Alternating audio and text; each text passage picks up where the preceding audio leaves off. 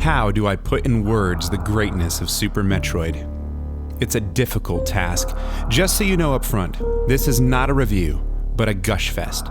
Not only do I think that Super Metroid is a beautiful game with an atmospherically charged soundtrack, not only do I believe it has a perfect blend of action and exploration, but of all the games I've owned or played over the years, I rank Super Metroid as the best video game experience ever created. So how do I begin?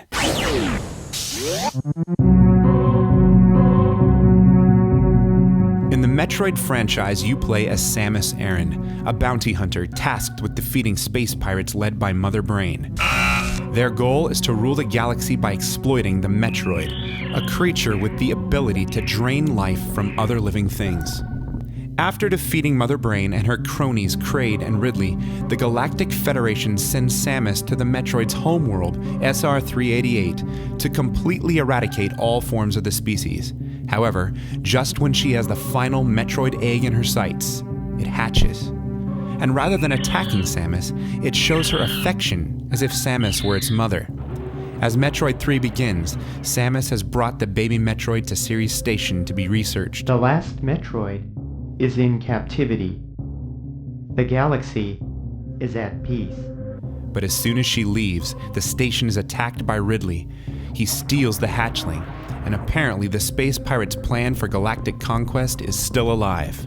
And it's here that Super Metroid begins. The story's theme of a deadly alien species and a lone heroine probing trepidatiously through claustrophobic corridors should sound eerily reminiscent of the Alien films. Super Metroid developer Yoshio Sakamoto stated flatly that James Cameron's Aliens was an inspiration. Samus's appearance, meanwhile, was based on actress Kim Basinger.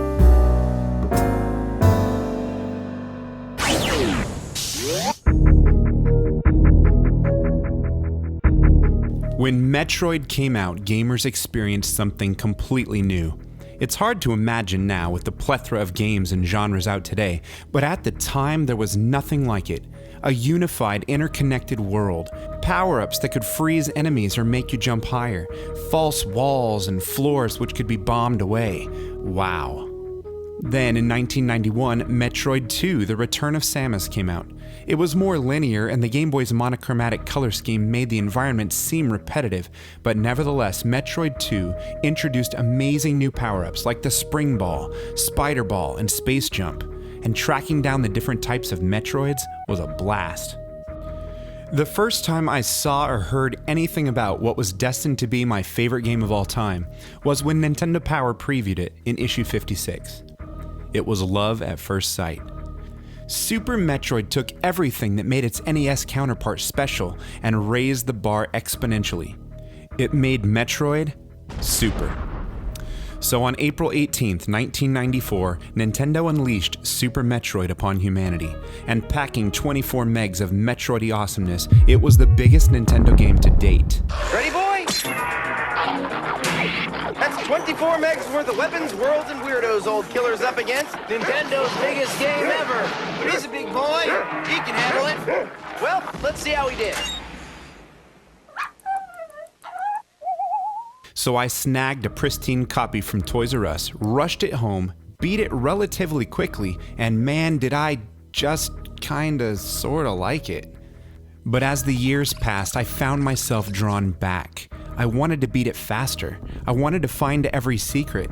I discovered the usefulness of the shine spark and wall jumping, and that careful timing and patience allowed me to obtain items out of order. Certainly the creation of Super Metroid was an art, but suddenly, playing it was an art too.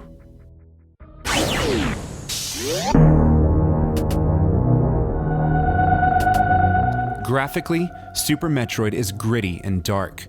Developers did a fantastic job depicting Zebes as a thriving world with a complex ecosystem. The sprites are clean, animations are fluid, and transparency layers are used to great effect, but where Super Metroid really shines is its attention to detail, and you're bombarded with it. The dead scientists in the opening laboratory, the rain hammering Samus's ship as you first land on Zebes, bugs feasting on the dead and hurrying away as you approach, Mother Brain's saliva dripping down and her rank breath billowing out. the world is alive with animation. For the sake of variation, many games have different environments from level to level, ice levels, sand levels, and whatnot, but the environments in Super Metroid contain much more than surface-level palette swaps or gimmicky global hotspots. Zebes is visually diverse and uniquely colored, and almost anthropomorphically, the environments have moods. Emotions highlighted by unique foliage and creatures that inhabit them. Subtleties like the waves of 16-bit heat bending and distorting the fiery crags of Norfair. Level designs organically suited to environmental conditions, at times unique physics, and music that ranges from eerie to intense.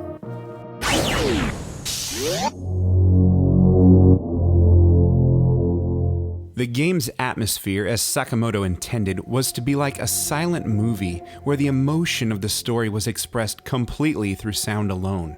And when using sound as the baseline for crafting environments, the visuals become icing on the cake. The sound design is subtle and ambient. From the spooky, haunting areas which offer only a simple buzz, a smattering of classic Metroid tones, or even somber, uncertain silence.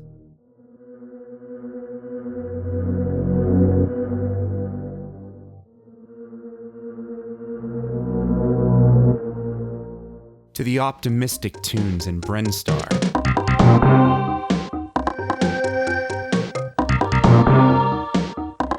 To the melancholy themes of Underwater Meridia.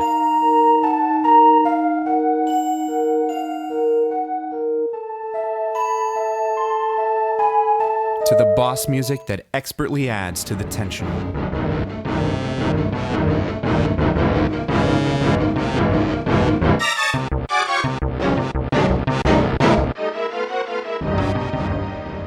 The music is spectacular and pairs expertly with the visuals to create a synergistic perfection that only a blessed few retro games ever achieved.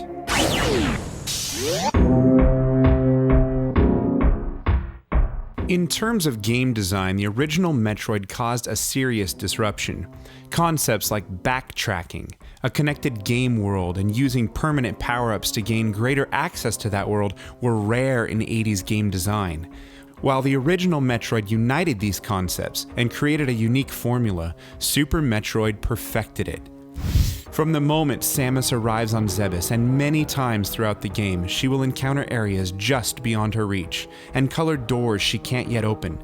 But these areas will be shelved in the back of your mind, and as soon as you acquire a new item, your brain will race back to these locations. The urge to return and discover what lies beyond those doors is hard to resist, and you'll play a little longer to find out. Fortunately, Super Metroid makes backtracking and exploration much more enjoyable than it was in previous games. While corridors in Metroid, and certainly Metroid 2, were often hard to distinguish, developers of Super Metroid took care to give each passageway and every cavern a distinct personality. Retreading Zebes isn't monotonous, especially since developers included more junctures between regions, providing multiple ways in and out of each area, and gave the world of Super Metroid an organic sense of cohesion. But most importantly, they also gave players a map. I'm the map, I'm the map, I'm the map. What a revolution! Everything you needed was at the press of a button, and players could focus on what mattered most: having fun.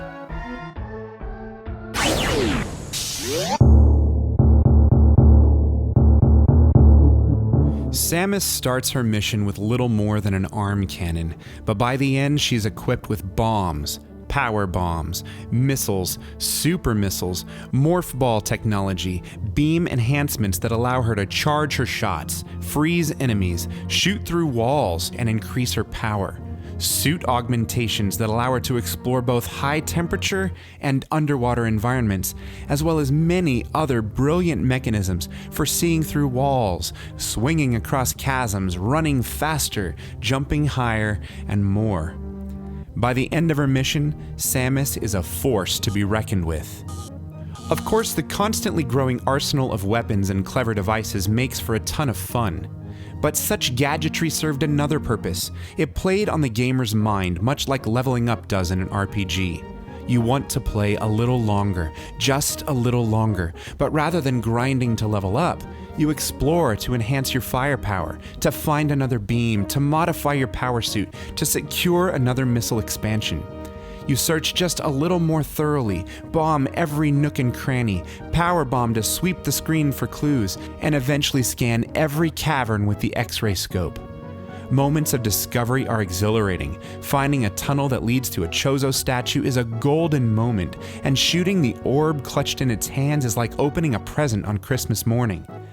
But discovering a secret in a secret room and then another secret is like your Christmas tree exploding into a hellstorm of wrapping paper, pine needles, and candy cane shrapnel. In other words, it's cool.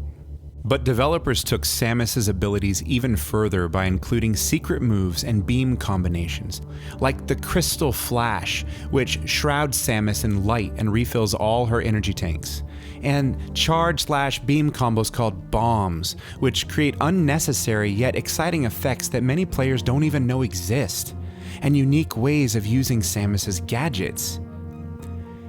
And then there are the glitches that developers never intended, like the Mach Ball and the Speed Ball and the Blue Suit glitch and the short charge for shine sparking when you don't have enough real estate to really do it. Such moves are great for breaking the game's intended sequence, but are hard to execute. I recommend searching for tutorials on such moves from YouTubers who are experts.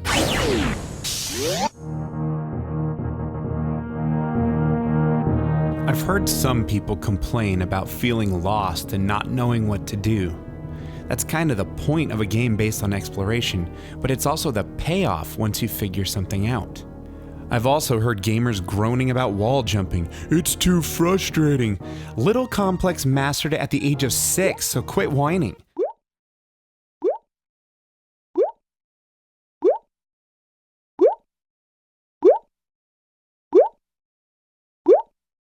Once you get it down, you'll understand that wall jumping is one of the best aspects of the game. Such complaints are short-sighted. Super Metroid is a masterpiece, but what exactly is it that makes it so great? It can't be pinpointed because it really isn't one thing, but rather the way all the threads come together into such a perfect tapestry. It's beautiful to look at and to listen to. It's a delight to get lost exploring the diverse environments. It's a pure exhilaration to discover every glorious upgrade and missile expansion tucked away in every clever location. It's the integrated world, the map, and the upgrade system that defined a genre. It's the secret powers and abilities that were never mentioned in the booklet, and the secret powers and abilities that were never intended. It's the memorable moments. It's the fact that Super Metroid is such a perfect speedrun game, and that the game transcends the game and becomes something of an art form to master. Simply put, Super Metroid was the perfect game, released at the perfect time, and few games will ever achieve such an enduring excellence again.